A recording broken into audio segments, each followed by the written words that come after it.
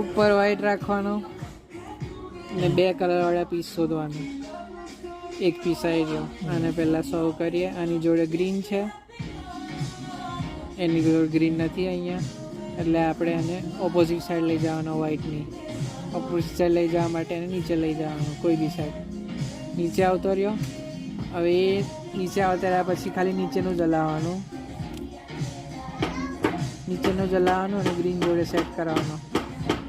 White green green એ set થઈ ગયો. Colour નહીં તોડવાનો, આવી જ ફેસ હલાવવાની અને પાછો ઉપર લાવતા રહ્યા એટલે ઉપર આવી ગયો. White white green green.